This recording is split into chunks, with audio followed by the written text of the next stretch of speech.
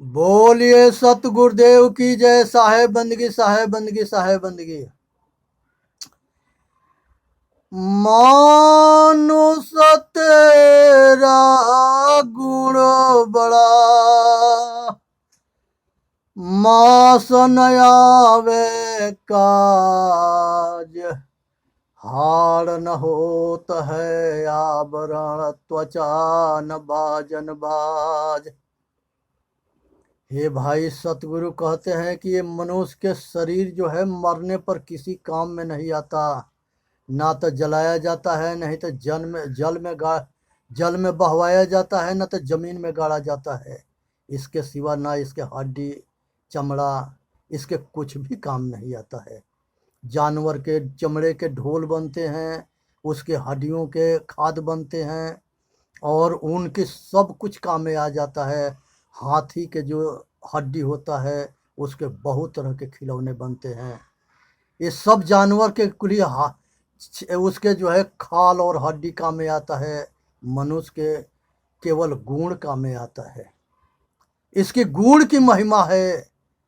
अगर गुणवान हो गया तो सुखी है, और गुणहीन हो गया तो दुखी है। इसलिए जो है अपने विवेक और विचार को जगाओ और अपना कल्याण के मार्ग के पर ध्यान दो। गांव हर जगह जो है अगर कोई आदमी कहीं जाता रहता है और कोई आदमी अगर टोक देता है तो वो डर जाता है कि अब हमारे साथ अब हमको पता ना क्या हो जाएगा। ये भरम भूत से बचो। किसी के टोकने से कुछ भी नहीं होगा। अगर नहीं होना होगा और तुम्हारे अगर संदेह हो जाएगा तब हो जाएगा। इसीलिए भरम भूत से बाहर निकलो। कोई आदमी कहीं जाते समय अगर किसी को कोई टोकता है, उसके भरम भूत से बाहर निकलो, कुछ भी नहीं होगा। ऐसा विचार रखो। कोई आदमी जाते समय अगर कहीं छींक देता है तो उसके हवा बिगड़ जाता है कि पता नहीं अब क्या हो जाएगा। आदमी के टोकने से, आदमी के छींकने से कुछ भी नहीं होगा। अगर इसके संदेह को तुम्हारे अंदर जगह है तो कुछ हो सकता है, अगर जगह नहीं है तो कुछ भी नहीं हो सकता। जब रास्ता पकड़ के हम जाते हैं तो ये बिल्ली रास्ता काट देती है, तब तब जो है ऐसा ही डर समा जाता है आकि पता नहीं अब क्या होगा, हमारा यात्रा खराब हो गया। अरे तुम्हारा यात्रा तुम्हारे कर्म पर आधारित है। अगर तुम्हारा कर्म ठीक है तो अनेकों बिल्ली का रास्ता काटते रहे, तुम्हारा कुछ भी नहीं बिगाड़ सकती। और अगर उसको तुम संदेह कर लिया तो कुछ भी हो सकता है।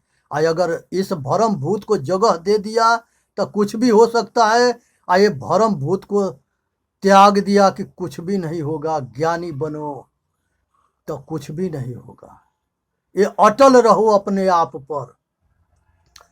उसी तरह से तेली अगर मिल जाता है तो कहते हैं कि अब हमारा यात्रा घने खराब हो गया।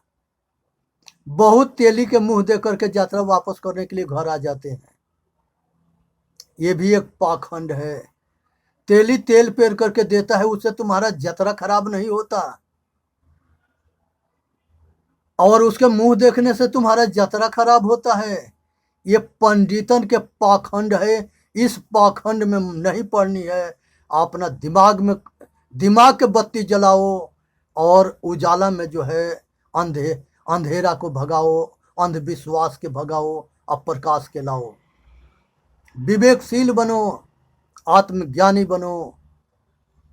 पाखंड के त्याग करो, पाखंड के दूर करो, और आत्मबली बनो। संसार के सबसे बड़ा बल अगर है वह आत्मबल है। इसी तरह से दिशा के सूल होता है। संसार के अंदर जो है उत्तर दक्षिण पूर्व पश्चिम में 4 दिशा है। चारों दिशा में सातों दिन कोई कहीं जा सकता है, आ सकता है। और केवल ये पाखंड हिंदुओं के अंदर है, और किसी के पास नहीं। मुसलमान नहीं मानते, सिख नहीं मानते, ईसाई नहीं मानते। उनके वो सातों दिन किधरों डट के जाते हैं और कुछ भी नहीं होता। केवल हिंदुओं के जो है डरवाया गया है और ये पाखंड में मूर्ख बनाया गया है। और ये हिंदू जो है आज भी मूर्ख बन करके आप पगडंडी पकड़ा है पंडितन के। वो जो पुत्र के पैदा तुम करते हो, पालन पोषण तुम करते हो, पढ़ाते लिखाते तुम हो, और शादी ब्याह करने के लिए पंडित बताएगा। एक विनोद नाम के विश्वकर्मा वकील है बनारस में, वो खरवास में जो है अपने बेटा और बहू के शादी विश्वकर्मा मंदिर में किए। उनके बाल टेढ़ा हो गया। ये पाखंड से बचो, कुछ भी नहीं होगा। मुसलमान सारे जो है हिंदू के जो है रीति रिवाज को नहीं मानते, उनके क्या बिगड़ जाता है। तुम अगर पाखंड में पाखंडी बनोगे तब तक ले ये तुम्हारे को शोषण करते रहेंगे, तुम्हारे के लूटते रहेंगे और ये अपना धंधा चलाते रहेंगे। इसलिए जो है इस दिशा सूल से बचो और इनके पाखंड से बचो। और किसी के मरने पर कहीं कुछ देने की जरूरत ना है। पिंड दान करो, फलाना चिलाना करो, वो सारे पंडित अपना कमाने के लिए एक विधान बनाया है। इस विधान के जो है धजिया उड़ा दो। मनुस्मृति के भीमराव अंबेडकर इसीलिए आग में जला दिया था, आज जरूरी था जलाना। जो मानव जाति के अहित में अगर कहीं लिखा है और किसी ने उपदेश देता है, उसको नहीं मानना है। अगर मानव के हित में अगर कहीं कुछ भी लिखा है और किसी ने कहा है, उसको मानना है। ये जो है धंधाबाजों से बच के रहनी है, दुकानदारी या ठेकेदारी और पाखंडियों से बच के रहना है। संसार में कोई कुछ भी नहीं बिगाड़ सकता। अगर कर्म ठीक है, आत्मज्ञान है, आत्म बलि बन गए तो सारे जो है दुख के अंत हो जाएगा। ये दुख तब तक ले तुम्हारे सामने खड़ा है जब तक ले अज्ञान खड़ा है। जब विज्ञान होता है तब अज्ञान के अंत हो जाता है। जैसे सूरज उदय होता है अब बादल घेर लेता है तो दिन में भी अंधेरा हो जाता है। उसी तरह से ये चेतन रूपी परमात्मा उदय हुआ है और सतगुरु के कृपा सत्संग मिला है, और उसके बावजूद भी जो है ये पाखंड जो है भरमा करके और फंसा करके और जो नहीं करना होता है वो करवा देते हैं। इसलिए इनकी पाखंड में नहीं पड़नी है और ना इनके जो है भरमाने में भरमना है। जो दूसरे के पीछे अगर चलता है ना, वो उसका दास होता है। जब संसार के कुछ भी की इच्छा होता है वो दास होता है, और जब सब कुछ के इच्छा के त्याग हो जाता है वो जो है इस संसार के स्वामी हो जाता है। तो ये इसके तुम अपने स्वामित्व को पहचानो। जो आत्मज्ञानी हो गया और संसार के सारे वासना के अंत कर लिया और आत्मज्ञानी हो गया, सतगुरु के शरणागत हो गया और आचरणशील हो गया, रहनीशील हो गया। अगर वो बाई चांस ये विद्या में अगर फेल भी होता है तो वो कहीं ना कहीं के राजा बनेगा या सेठ बनेगा। और अगर पास हो गया तो इस संसार के सारे दुख से मुक्त होकर के आवागमन से छूट के वो देवी और देवता बनेगा। और नर और नारी दोनों के बराबर अधिकार है, क्योंकि हमारे ऋषियों ने और हमारे ऋषि पत्नी हमारी माताओं ने सबके श्लोक जो है सभी वेद शास्त्र में है। किसी के पाखंड में नहीं पड़ना है कि अगर औरत मुसमात हो गई तो उसको शादी करने का अधिकार ना है। जितने जो है पुरुष के अधिकार है उतने हमारे माता बहन और बेटी के भी अधिकार है। हर एक क्षेत्र में बराबर के अधिकार है। और ये संसार के अंदर जो है नर हो नारी हो हिजड़ा हो हिजड़ी हो सबके चलाने वाला स्वामी चेतन आत्मा परमात्मा है। बस उसको जान जाओ। वेद शास्त्र में हर एक जगह कहा गया है कि जो अपने के जान गया वो संसार को जान गया, जो अपने को कल्याण कर लिया वो संसार के कल्याण कर लिया, जो अपने के नहीं जाना वो कुछ भी नहीं जाना, जो अपना कल्याण नहीं किया वो किसी के कल्याण नहीं किया। इसलिए जो है प्रबल आत्मज्ञानी बनो, प्रबल रहनीदार बनो, और प्रबल जो है पाखंड के जो है पाखंड से बचो और दूसरे के बचाओ।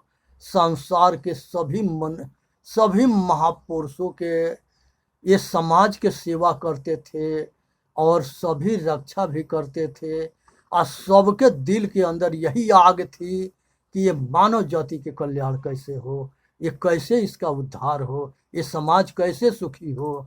जो दूसरे के लिए जीता है उसी को भगवान कहते हैं, जो अपने लिए जीता है वो इंसान है, और जो दूसरे के लिए जीता है वो भगवान है। और दूसरे ये दोनों के जो है जो विरोध करता है, आज षड्यंत्र रच के इनको मारता है, दुख देता है, वो शैतान होता है। उस शैतान से बच के रहना है। ज्ञानी और अज्ञानी की लड़ाई हमारे पीछे होता था, आज होता है और आगे होता रहेगा। ज्ञानी और अज्ञानी ये दोनों एक नहीं होते हैं, इंसान और शैतान एक नहीं होते हैं। इसलिए इसको पहचान करो, दोनों मनुष्य के शक्ल में होते हैं, और दोनों जो है मनुष्य के शक्ल में होते हैं, लेकिन इनकी प्रमाण से पहचानो, वाणी से पहचानो। राम और रावण दोनों के राशि एक थी। कौन पंडित जो है किसी को अच्छा कहे या किसी के बुरा करे, सारा पाखंड जो है ज्योतिष खत्म हो जाता है यही। दोनों की एक राशि थी, राशि पर सारे झूठ हो गए। एक फैसला एक विचार ये नहीं हो सकता। कर्म से जो है बदला है राम के भी कीर्ति और रावण के भी कीर्ति। उसी तरह से कृष्ण और कंस दोनों की एक राशि है, कौन इसको अलगाव कर सकता है। इसलिए राशि फल के चक्कर में मत पड़ो, राशि फल सब झूठ है, वो पाखंड है, लोग के मूर्ख बनाने वाला है। बहुत ऐसे जो है अपना 10 अंगुली में अंगूठी पहनते हैं, उसमें पौन बहुत तरह के पत्थर मढ़ करके आ ग्रह से बचने के लिए। संसार में कौन बच सकता है? जिसके कर्म ठीक रहेगा वही बचेगा, और जिसके कर्म खराब होंगे उसको भगवान भी नहीं बचा सकता। ये चीज को समझो, जानो और विचार करो। ये तंत्र मंत्र जंतर ग्रह भूत प्रेत जादू टोना ब्रह्म पिचास, आकाश में कोई देवी देवता ब्रह्म, ये संसार के सारे पखंड से ऊपर उठो। ये 96 पखंड जो है कबीर साहब के समय में भी था। इसलिए ये सारे पाखंड के पर्दाफाश करो और इसका विरोध करो। अब तो जो है आज के समय में जो है विवेकशील बच्चे पैदा हो रहे हैं और सारे ज्ञानी हो रहे हैं। उस समय में संस्कृत कोई नहीं पढ़ता था, नहीं जानता था, और वो पंडित केवल जानता था, और वो जो कुछ कहता था बस मान लो, जानो मत मानो खाली। यही चक्कर में जो है सारे जो है ये पाखंड का जन्म हुआ, अब विस्तार हुआ, और ये सबके धंधा चला। आज समय है पाखंडियों के धंधा के धजिया उड़ा दो, और किसी पाखंडी से डरने की जरूरत ना है। हमारे महापुरुष जो है अपने जान भी कुर्बान करते आए ये पाखंड के धजिया उड़ाने के पीछे। दयानंद सरस्वती को जहर इसी के पीछे दिया गया, बुद्ध भगवान को जहर इसी के पीछे दिया गया, सुकरात को जहर इसीलिए दिया गया, रविदास को भी धोखा से मारा गया, लाल बहादुर शास्त्री को मारा गया, महात्मा गांधी को गोली मारा गया। संसार में बहुत महापुरुष ये संसार के और इस समाज के कल्याण के लिए अपने जान दे दिए। तो जान से मत डरो, जो डर गया वो मर गया। इसलिए संसार में आज बहुत बड़े बड़े महात्मा जो है जेल में पड़े हुए हैं। वो जेल में जो है धंधाबाज लोग हैं, धर्म के आड़ में कुकर्म करते थे या कराते थे। जेल में रहने के बाद भी कहते हैं कि हम कबीर साहब के अवतार हैं।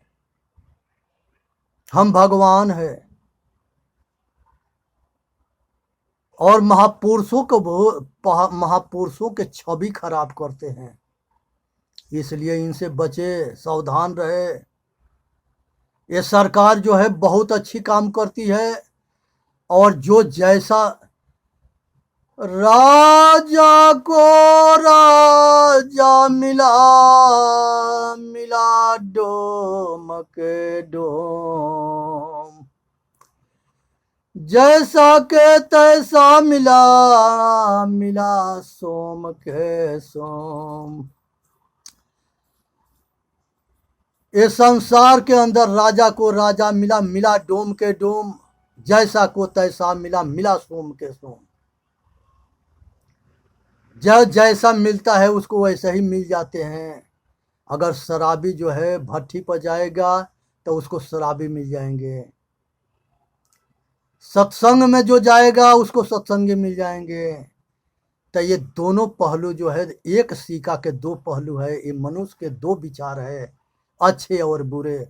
जिधर ये चलता है वो वैसे आदमी मिल जाते हैं।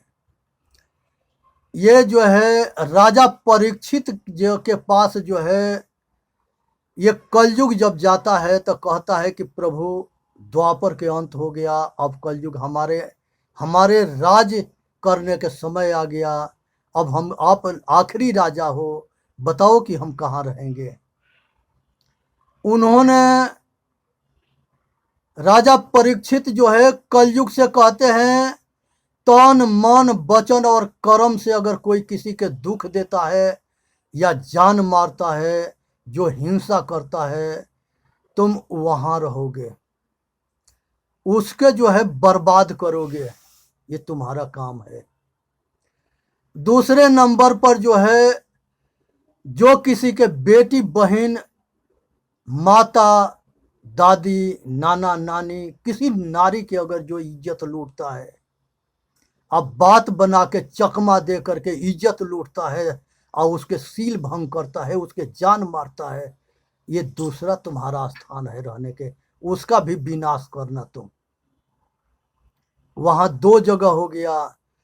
तीसरे में जो है वो कहे थे कि जहां शराबी रहेगा, जहां बेश्या रहेगी, जहां कुकर्मी रहेंगे, नशेड़ी किसी तरह के नशा खाने वाला जहां रहेगा, वहां पर भी रहना। उसके बाद से उन्होंने हिंसकी के पास, व्यभिचारी के पास, नशेड़ी के पास और जुएड़ी के पास ये चार जगह दिए। जो जुआ खेलता है, किसी तरह के हार जीत के चक्कर में अपने दुखी होता है और समाज के दुखी करता है, वो जुएड़ी सन के पास रहना। धर्मराज युधिष्ठिर एक मिसाल है कि उसने राज भी हारा था, पत्नी भी हारा था, और उसने जो है द्रौपदी को भी हार गए थे। आइए संसार के अंदर जो है धर्मराज युधिष्ठिर के नाम से जाने गए, और उनका जुआ जो है सब उनके परिवार के विनाश और दुख के कारण बना। इसे सबद सीखने की बात है, इसलिए इस जुएड़ी के चक्कर में ना पड़े, जुआ ना खेले, हिंसा ना करे, और नशा ना करे, अब व्यभिचार ना करे, और ये सब को समझे। कृष्ण भगवान जो है उनके 3 पत्नी थी। एक का नाम जो है रुक्मिणी थी, जिसके प्रद्युम्न थे, और सबसे ज्यादा अगर कृष्ण भगवान किसी से प्यार करते थे वह रुक्मिणी थी। दूसरे नंबर पर जामवंती थी, और तीसरे नंबर पर सत्यभामा थी। ये 3 पत्नी कृष्ण भगवान के थी, और ये तीनों पत्नी को हटा करके लव मैरिज करने वाले ये जो है राधा को जो है कृष्ण से जो वो जोड़ दिए, और संसार में तीनों पत्नी के हटा के कृष्ण राधा के नाम से जोड़ करके और उसके पीछे अयासी करते रहे, और धंधाबाज थे, अपना मतलब स्वार्थ साधते रहे, और सखी संप्रदाय भी बनाए थे। उसमें औरत भी बनते हैं, औरत के सारे श्रृंगार करते हैं, और जब मासिक होता है उस तरह से मासिक भी उनका होता है, कपड़ा भी लकाते हैं, पाखंड के हद पार कर देते हैं ये सारे काम करके। ये कितनी बड़ी षड्यंत्र है कि भगवान कृष्ण के जो 3 पत्नी थी, जो सबसे प्रेम करते थे, उनको 16,000 पत्नी दिखा दिए, सारे गोपिका के पत्नी दिखा दिए, और उद्धव समझाने गया था उसको असमर्थ दिखा दिए कि ये गोपिका के समझाने में उद्धव असमर्थ हो गया था। वही कृष्ण भगवान जो है उद्धव गीता में उपदेश देते हैं, उसमें ये सब बात कही नहीं है। उन्होंने महाभारत में 18 कृष्ण गीता 18 भाग में दिए हैं, वहां इस तरह के कोई बात नहीं है।